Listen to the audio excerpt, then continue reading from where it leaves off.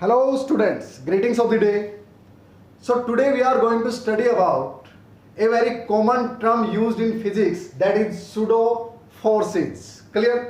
इसमें बहुत से बच्चों को प्रॉब्लम रहती है कि सर ये बेसिकली होता क्या है और इसकी एप्लीकेशंस क्या है, कहाँ काम आता है.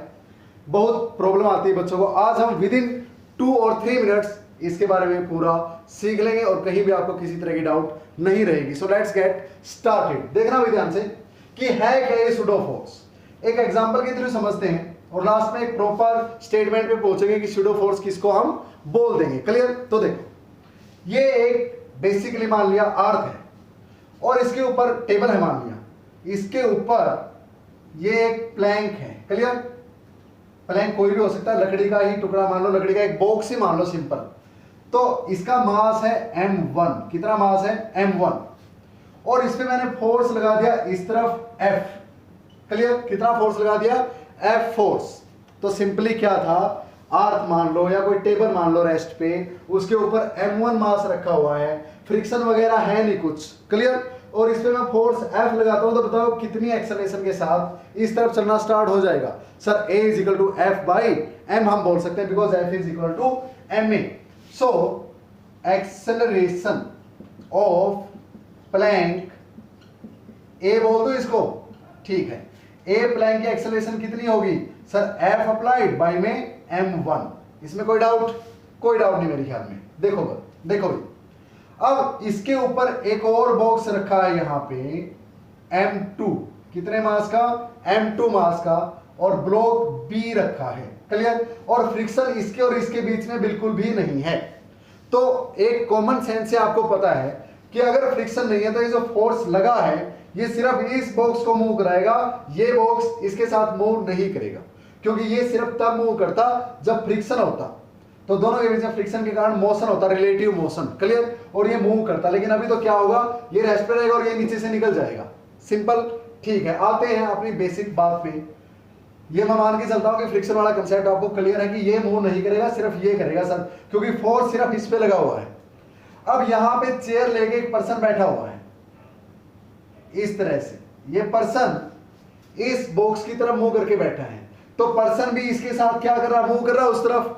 कितनी एक्सेलरेशन से? F बाई m1 से. तो एक कॉमन सेंस से बताओ यार, क्या इस पे कोई फोर्स काम कर रहा है? No force on m2.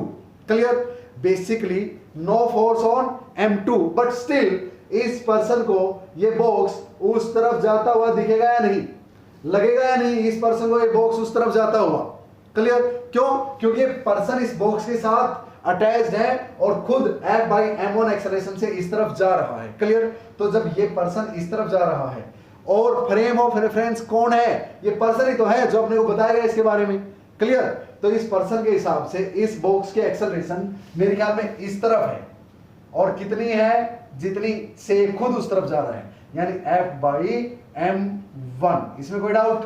तो बताओ, क्या रियल में इस बॉक्स की एक्सेलरेशन ये है? नहीं सर, ये इसकी है और इसको लग रहा है कि इसकी एक्सेलरेशन उस तरफ ये है. क्लियर? तो इस पे कोई ना कोई फोर्स काम करेगा. कितना? इस पर्सन के हिसाब से ये बॉक्स उस तरफ जा रहा है, तो इस बॉक्स पे एक फोर्स लग रहा है, और वो फोर्स कितना होता है? ma. और इस बॉक्स का मास कितना है? m2. और इसकी एक्सेलरेशन इसके हिसाब से कितनी है? F by m1. F by m1. Clear? So this force acting on this box with respect to this person is the pseudo force on this box. pseudo का मतलब इंग्लिश में नकली होता है, फेक होता है. क्लियर? जो रियल में ना हो. क्लियर? तो यहां पे क्या इस पे रियल में था ये फोर्स? नहीं था सर, लेकिन इस कंसेप्ट को यूज करके हम काफी टिपिकल से टिपिकल प्रॉब्लम्स भी सॉल्व करते हैं. आई होप आज आपको पता चल गया होगा सूडो फोर्स क्या होता है. सूडो फोर्स बेसिकली एक फ्रेम ऑफ रेफरेंस के रिस्पेक्ट में किसी दूसरी बॉडी पे लगने वाला फोर्स है. क्लियर? और फोर्स किसके लिए होता है? Mass of that body into acceleration of that body. So mass तो m2 ही लेना है यहां पे, और एक्सेलरेशन इस ब्लॉक वाली लेनी है. एक्सेलरेशन किसके लेनी है? Acceleration of the frame of reference. So basically क्या बोलेंगे? Pseudo force on A